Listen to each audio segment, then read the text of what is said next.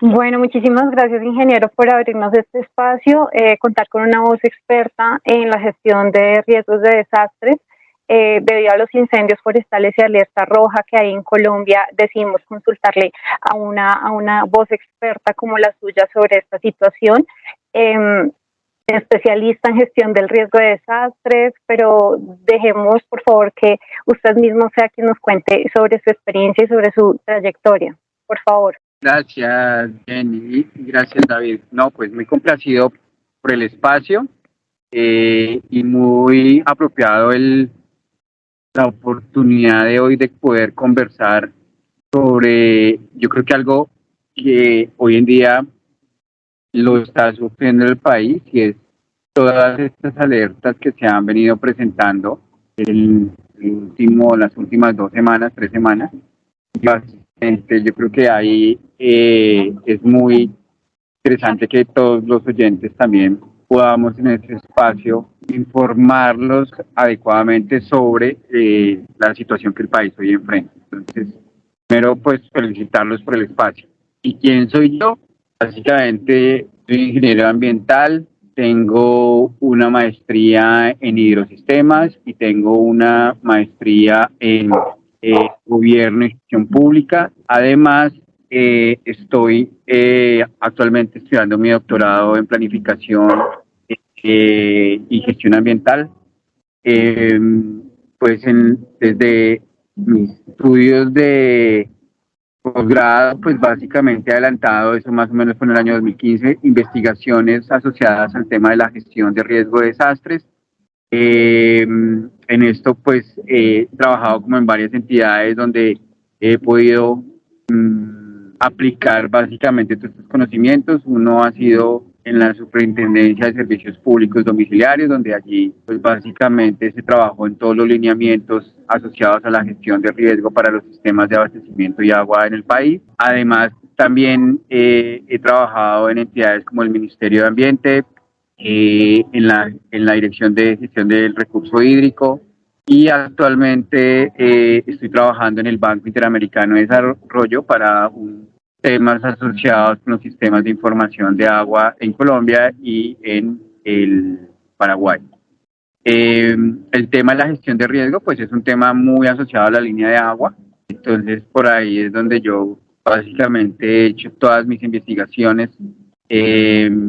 Y una última investigación que desarrollé, que fue el año pasado, estaba asociada a la gestión de riesgo y los procesos de descentralización y qué tan descentralizado está el país en términos de la gestión de riesgo. Muy bien el preámbulo. Y pues yo de una vez entro con una de las primeras preguntas que teníamos pues destinados para esta noche. Si usted considera que el gobierno nacional tiene poco presupuesto asignado a la Unidad Nacional para la Gestión del Riesgo de Desastres, ingeniero, y pues se ha visto evidente y pues ya se ha anunciado por parte de la entidad gubernamental estas grandes falencias y reducción de presupuestos. Entonces sería muy importante su voz experta que considera sobre esta problemática que se está presentando en este momento. Voy a empezar un poco como para que los oyentes nos comprendan un poco cómo funciona la gestión de riesgo de desastres en el país, ¿no? La gestión de riesgo de desastres funciona en básicamente 3 niveles. A nivel nacional, con la Unidad Nacional de Gestión de Riesgo de Desastres, que es la que encabeza básicamente todo el diseño de la política de reducción de riesgo de desastres, ¿sí? La que da las orientaciones, lineamientos. Y además tiene 3 áreas fundamentales. Una asociada a conocimiento, otra asociada a la reducción y una última básicamente a la atención de emergencias. Como 3 áreas fundamentales. Cada una de estas áreas, pues lo que le va diciendo a uno es que hay un nivel de especialidad y en el cual estas áreas básicamente se enfocan en conocer, en reducir y en atender. Entonces, en la escala regional o departamental existen los consejos departamentales de gestión de riesgo que tienen como la misma función, pero ya en una escala de departamento, ¿no? A regional. Y básicamente ellos además de estos tres direcciones que deberían tener los departamentos, conocimiento, reducción y atención, también prestan un apoyo para fortalecer las capacidades a nivel municipal. Y a nivel municipal están los consejos municipales de gestión de riesgo de desastres, que a su vez deberían tener estas tres áreas: conocimiento, reducción y atención, y sobre ellos recae básicamente una cosa que es supremamente importante, y es todo el tema de cómo un municipio básicamente adelanta un análisis de los riesgos, es decir, de su amenaza, de su vulnerabilidad para calcular riesgo y definir las estrategias para cómo debería enfrentar estos riesgos. Y aquí es donde está, digamos, el principal problema, que los municipios básicamente carecen de esta oficina o de esta área dedicada básicamente al conocimiento, carecen de oficinas dedicadas básicamente a la reducción y solo se enfocan en la atención, y la atención básicamente es frente a las capacidades municipales es mínima. Me causa mucha curiosidad lo que usted nos acaba de mencionar, que nosotros no dimensionamos, o bueno, dentro del gobierno no se dimensiona, y hay una falencia en esa escala administrativa de políticas de gestión del riesgo de desastres. Es decir, claro, que no porque mira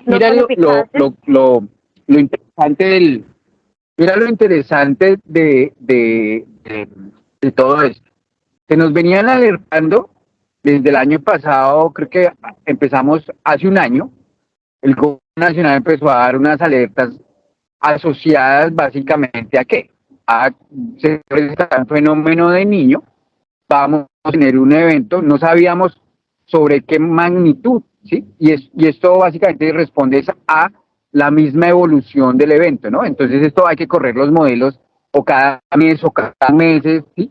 Y sobre esos modelos son los que básicamente se va revisando con qué intensidad se va a presentar el fenómeno. Justamente, ingeniero, usted nos mencionaba que hizo parte de varios estudios. Dentro de esos mencionó el del Estudio Nacional del Agua. Incluso ese fue hace poco nuevamente lanzado un nuevo Estudio Nacional del Agua, donde ya nos daban esas mismas alertas, donde ya se mencionaban de estas alertas en algunos municipios que iban a sufrir sobre todo el fenómeno del niño. La pregunta es, si ya nosotros teníamos esa información de parte del IDEAM, de parte de las entidades que hacen pues estos estudios, estas formulaciones, ¿por qué el gobierno no dimensiona como lo menciona el ingeniero, como no se realiza realmente una gestión del riesgo adecuada? Hay un ámbito local, un ámbito regional, un ámbito nacional. Entonces, las alertas se generaron, y estamos hablando de que desde el año pasado el IDEAM nos viene alertando a nosotros y diciéndonos, y estamos hablando del año pasado, o sea, enero del año pasado, y quizás los meses de noviembre y diciembre fueron los primeros boletines que emitió el IDEAM, donde nos alertaba de que estaba ocurriendo algo. Ahí el gobierno empezó a tomar medidas, ¿no? Como pidiéndole a los municipios, básicamente, deberían los municipios empezar a diseñar esos planes estratégicos. Entonces, recuerden muy bien, porque aquí es importante esos niveles, porque la primera responsabilidad es del municipio. Entonces uno debería mirar una retrospectiva, es cuántos municipios realmente diseñaron programas de atención para eventos, no solo el tema de incendios, porque es que aquí hay que sumarle otro punto, y es la ausencia de agua, ¿no?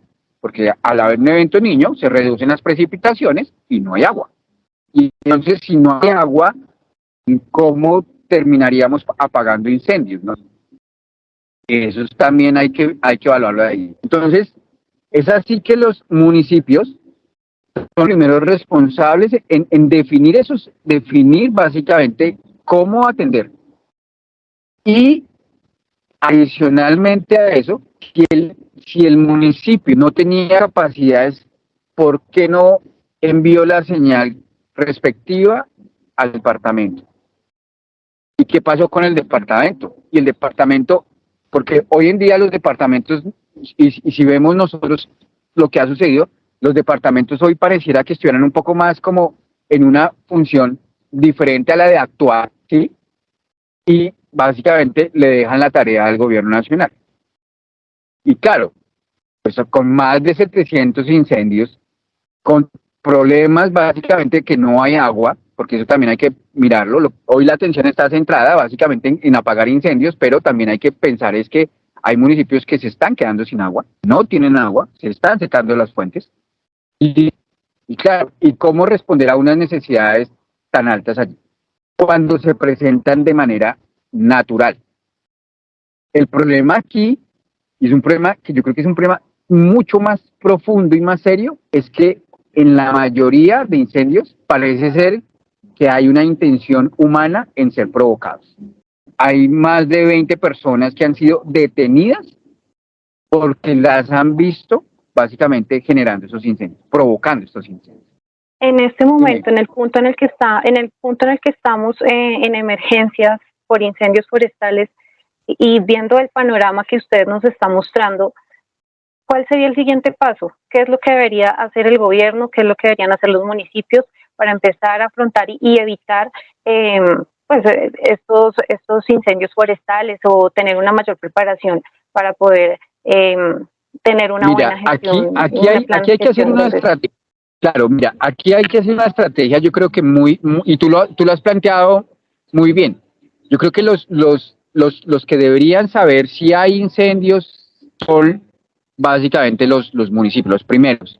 ¿Cuáles podrían ser esas zonas susceptibles, no? Y regularmente las zonas donde se presentan incendios es donde básicamente se autoriza ingreso a estas zonas, ¿no? El hombre va al bosque, el hombre lleva allí, hace sus camping y demás, pero el hombre también genera una serie de residuos donde básicamente allí puede ser un motivador inicial de incendio, ¿no? Y entonces lo que uno puede decir es, lo primero es que hay que cerrar los accesos a estas zonas, y eso le competiría al municipio y le competiría a la autoridad ambiental inicialmente. Hay que cerrarlos. Segundo, hay que mirar dónde están esas fuentes de abastecimiento que realmente permitan emplear agua. ¿Para qué? Para poder apagar esos incendios. Pero también hay que empezar a mirar las capacidades institucionales que tiene un municipio, que, como les digo, en mi investigación son muy nulas. Básicamente, en mi investigación lo que yo digo es que hay alrededor de 5 personas en los consejos municipales de gestión de riesgo. 5 personas. Eso, pues, para apagar un incendio, esto es definitivamente muy baja capacidad. Sino que también hay que pedir voluntarios que participen en estos procesos. Ahí es donde creo que todos nos tenemos que unir, todos como una sociedad, a responder a esto, ¿sí?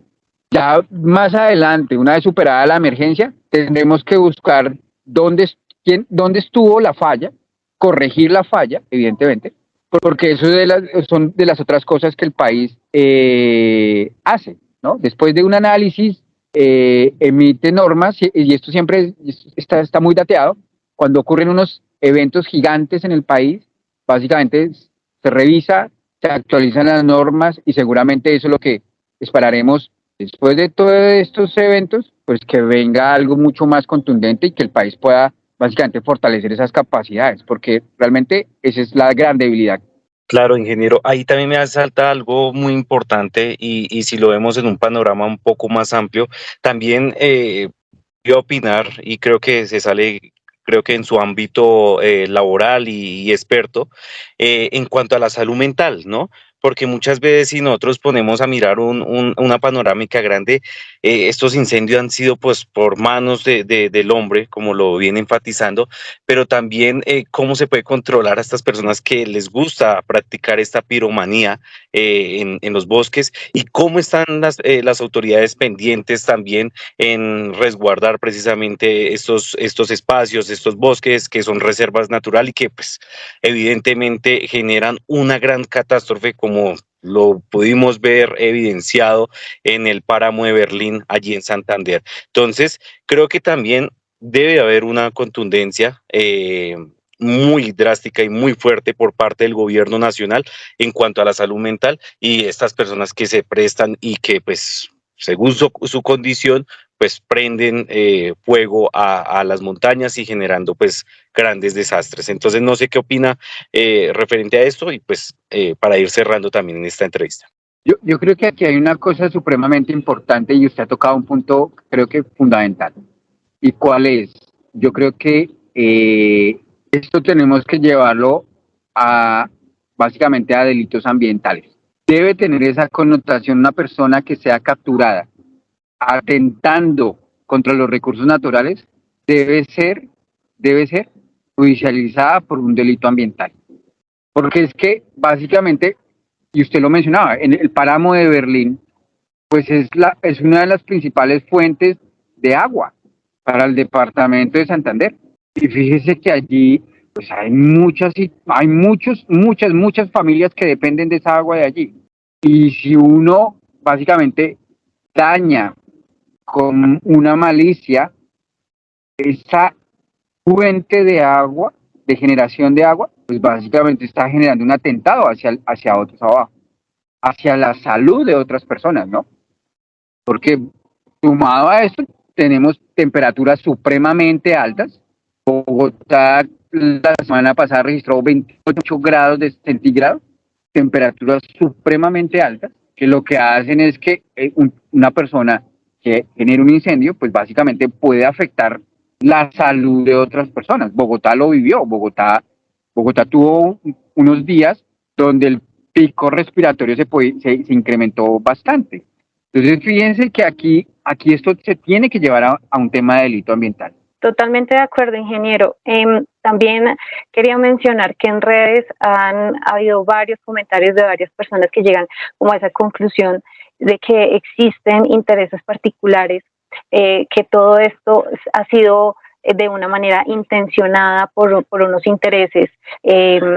Quisiera saber cuál es su postura respecto a este tema. Sí hay una intención y seguramente sí hay intereses, pero yo creo que lo que aquí nos debe prevalecer es esa protección a los recursos naturales por encima de cualquier situación económica, ¿sí?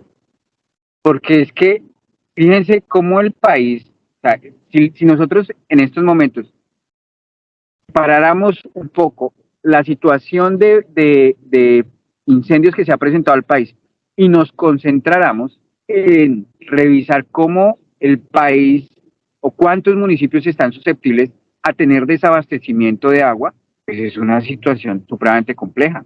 Es decir, esto nos tiene que volcar a dar una mirada y aquí sí, yo creo que el gobierno nacional sí se necesita un rol más activo para enviar las señales correctas y contundentes sobre las acciones que se deben hacer en términos básicamente de la conservación y protección de estos ecosistemas.